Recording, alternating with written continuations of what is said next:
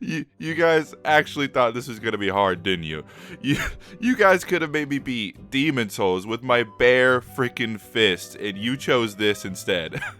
I played you like a damn fiddle. Alright, time for the first boss, Gundyr, and like I said guys, super easy, nothing to it. All you gotta do is just keep circling around to the right and smacking that booty. And honestly, the hardest part of this fight wasn't that I couldn't roll, it was just fighting my natural instinct to want to roll. I pretty much had to focus on not rolling like 100% of the time, but even then, this fight was still easy. Like I said, you guys, you thought you had me, but you didn't, you chose wrong. But get over it, move on with your life, we all make mistakes. And after our first boss fight, we go through the level like normal, light the fire, and then we head into the real world. And honestly, what I was surprised to learn is that what's harder than the actual boss fights is just getting through the levels without being able to roll. Because it's almost impossible to just run past all your enemies without killing any of them, especially if there's more than one at a time. But after that, I grabbed these binoculars for, personal reasons. And then I spent way too long trying to kill this crystal lizard. And playing without rolling actually makes it so you're gonna have to clear out some of the rooms if you want to grab all the items in there, because it's almost impossible with everybody attacking you constantly. So I tried to do that, and then I did the old plunging attack. You get in my face with that, I'll beat your goddamn ass, you son of a bitch. You piece of shit. But after that, we freed our good old friend Patches, randomly explode, and then we make our way to the second boss. And do you guys remember how I made fun of you for thinking this was gonna be hard? Yeah, just look at this. Just look at all this damage. Oh, what's that, Suspicious Bacon? You said this was gonna be hard? Bro, I can't even get hard. Wait, what? And after that, I'm feeling on top of the world, baby, and I forgot my banner. That's embarrassing. Next up on the list, I go take out this spicy boy. Then we make it to the next boss, being the Crystal Sage, and it was a long, intense battle, only being rivaled by the battle between Goku and Frieza on Namek. I'm talking blood, sweat, and cum put into this battle. Like, if I can't roll, then how am I possibly going to avoid the magical master of purple beam attacks? It's just not possible. Oh wait, it's over. Next, we head back to Firelink so I can inject myself with some Bullshark testosterone, and then I buy a dagger for the quick step ability, and then I immediately get to the swamp and realize I already had 2 other daggers. Good job, me. This is why nobody loves you. After that, I make my way up to the Stray Demon, and it's super easy. You just stand by his right butt cheek the whole time. Not his left butt cheek, his right butt cheek. If you stand by his left, you will get tail smacked, so stand by the right unless you like to die. Next up is the Abyss Watchers, and I bet you silly little goobers think this is when I'm gonna start having trouble with this run.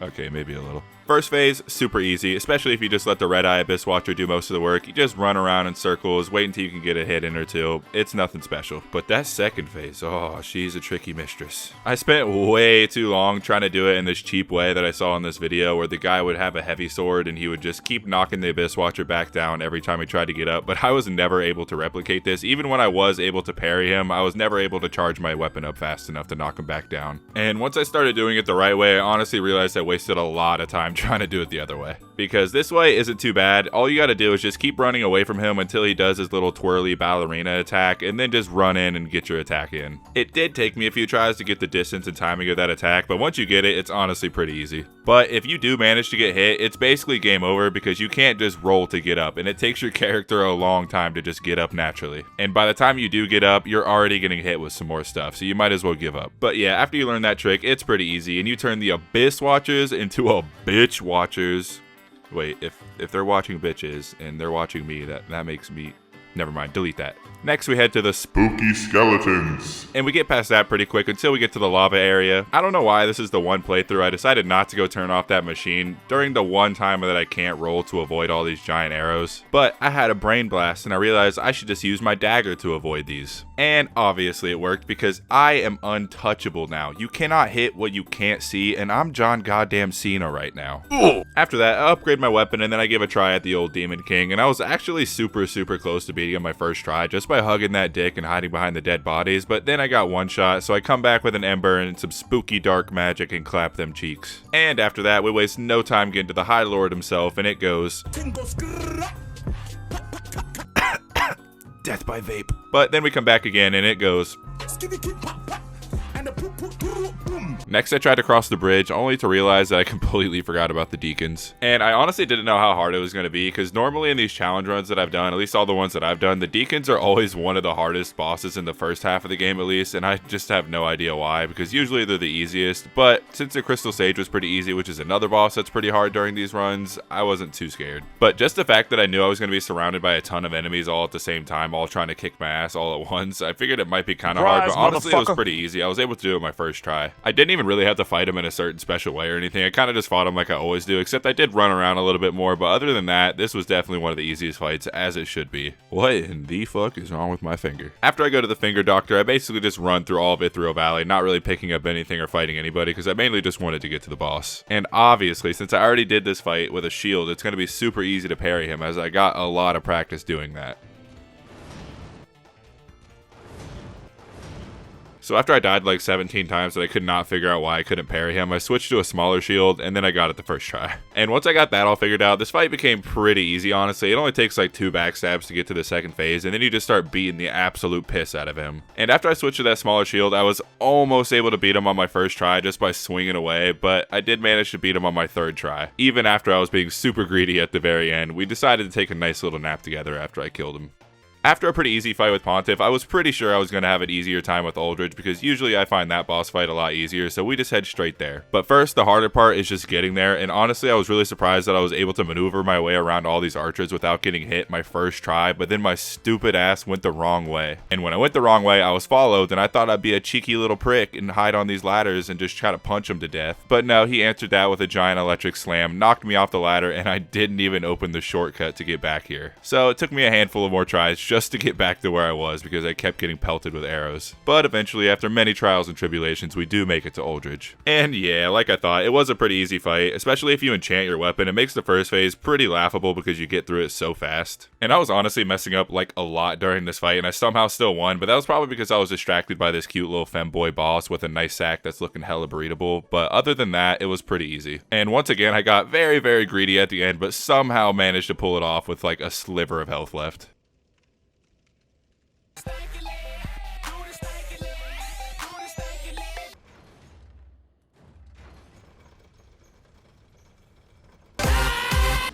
Okay, so obviously the way this run's been going so far, you probably expect Yhorm to be super easy, right? Wrong. You fucking idiot. I honestly did not expect him to kick my ass as much as he did. I actually had to put on some armor because he was literally one-shotting me every single time. And when I first put on the armor, I was over-encumbered, so I was about to take it off, but then I was like, oh yeah, I forgot what kind of run this is. It doesn't even matter. But even with the armor, it's still super difficult, because if you get hit, your character's just gonna lay flat on the ground for a super long time just so you can get up and get hit again. He also has this one move that doesn't even actually hurt you. All it does is just knock you down, and then he'll probably crush you, and I wish he would do that to my balls, but I'll have to settle for my body. But eventually, I finally got lucky enough that I was able to do it, but not without a lot of struggling. This is literally probably the first or second hardest boss in this run so far. And immediately after killing Daddy Yhorm, we get to fight the Dancer, and I'm not gonna lie, this was a huge pain in the ass. The first phase, sometimes if you get lucky, she'll pretty much do nothing and just keep letting you wail on her pretty much the entire time, maybe swinging at you once in a while, but honestly, it was super easy to get past most of the time. And I got really close to beating her on one of my first tries, but my stupid ass forgot to switch back to my Estus, and I just kept enchanting my sword over and over again, and needless to say, I did not win that one. And that really sucked, because it would have been great if I would have won this time, because it ended up taking me another 2 or 3 hours to finally beat this boss. And the time I did end up winning, I was once again being a greedy little shit, and I thought I won the fight, and I was trying to flex on him, you know, like you do. But nope, she sees me drop my guard and just smacks me all the way up into the air, almost killing me, and I probably would have lost my goddamn mind if I would have died. But luckily I get the win, just barely.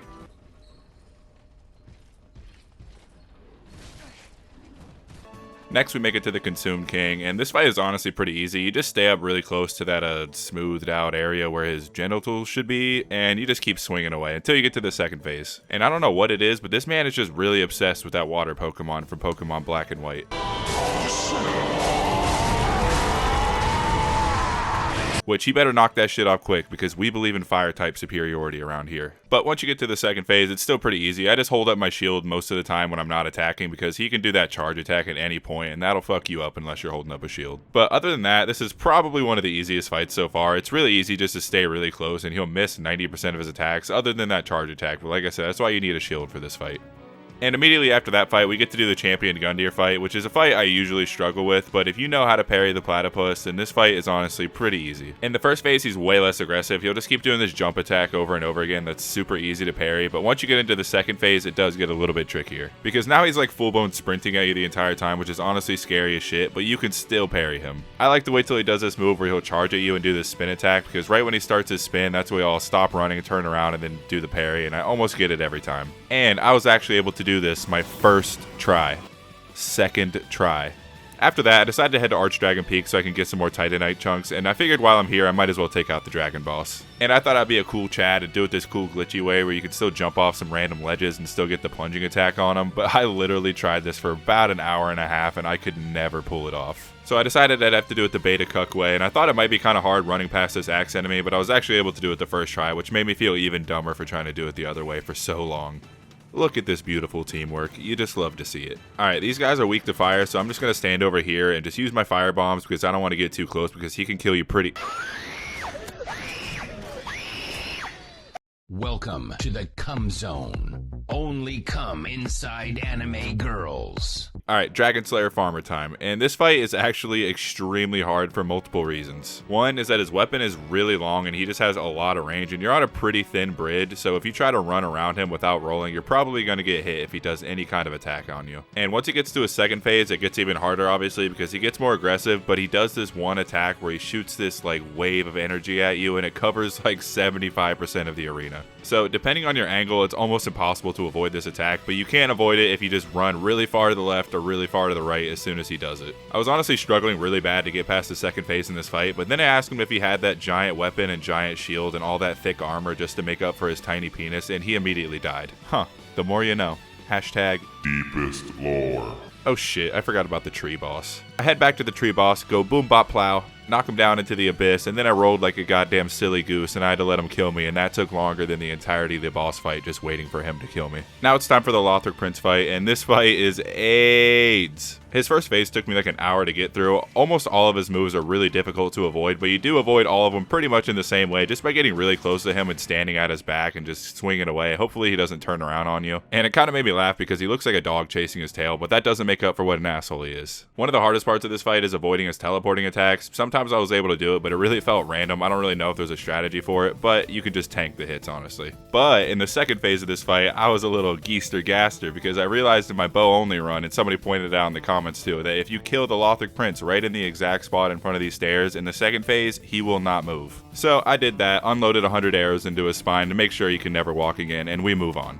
And now we can finally move on to the last boss in the game. And I already know what you're thinking. What about the Nameless King? Why don't you name some bitches you've been with, huh? Oh, why don't you do that? Why don't you name some bitches if we're all going to talk about our failures here? Huh? What's that? Got nothing to say now? Yeah, that's what I thought. Anyway, Soul of Cinder. First phase was surprisingly really easy. I was just swinging wildly, and at one point I kind of got stuck in this divot, and he just like couldn't hit me for a second. I don't know what that was about. But I stupidly moved out of that spot and kind of screwed it up. But I still managed to get through it. I would just completely avoid his Pyromancer phase, and I would just run away the whole time until he switched to something else. But in his magic phase, I would just get up really close to him, just kept wailing on him. I'd hit him, he'd hit me. It was a good time. His spear phase was probably the easiest to avoid. I would just run up to him, just kind of circle around him because it's kind of hard for him to hit you unless you're right in front of him with that. But I hate it when he heals, but luckily he didn't do it during this fight. But his second phase was much more difficult. I could not find a single moment that I was able to get in there and actually hit him. I tried watching some videos of some other people doing it, and I just could not do it. I could never replicate what they were doing. I just failed every single time. So what I did instead was just completely revamp my character into a magic build, and that worked way better. Is this how you magic motherfuckers have been living? You've been just going through this game on easy mode, you never told me? That's bullshit. But honestly, this is still one of the hardest boss fights, even with magic, especially when he does his lightning attacks, because I found those pretty much impossible to avoid if you couldn't roll through them. And sometimes it was really annoying trying to avoid his jump attacks because I just could not get enough distance from him, and if he hits you once, just like a lot of other bosses, you're probably gonna die. But after a handful of attempts at using the magic method, I turned the Soul of Cinder into the bowl of... I turned him into a dead guy. But yeah, that's pretty much it. Thank you guys so much for watching, especially if you made it this far. I'm still working on some more Dark Souls video. I have a kind of a special one coming up next that you probably won't expect. It's not exactly a challenge, but it's still going to be fun. Also working on some more Devil May Cry videos and some Nier Automata videos. So if you want to see that, maybe subscribe. So yeah, have a good day, guys. Peace.